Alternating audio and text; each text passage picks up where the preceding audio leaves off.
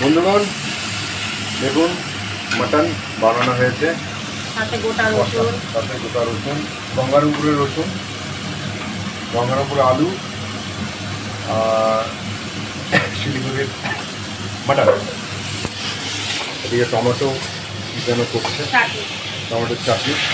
তো সকালে যেটা ভিডিও করেছিলাম সে ভিডিও সম্পূর্ণ রান্না হলো। এখন এই যে দেখুন বাকি আছে, এটা জাস্ট কষা। ওখানে গ্যাসে এখনও আছে। এই যে দেখুন মাটন ভাত, সকাল সকাল জম্পেশ খাওয়া হবে। তো দেখি কেমন হয়েছে, একটু টেস্ট করে। যখন ভিডিওটা দেখালাম তো খাবারটাও দেখাই আপনাদের কেমন হয়েছে।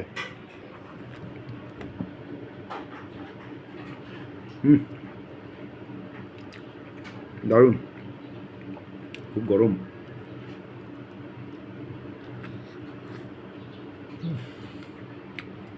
ভাবুন ছোটো নেব, কিন্তু এত গরম ধরতে পারলাম না, পুরোটাই খেয়ে নিলাম।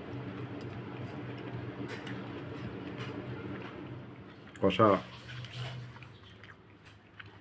দারুণ হয়েছে। চলুন ভিডিও অনেক হলো, এবার রাখা যাক। একটু লাইটটা দাও। ওকে, টাটা।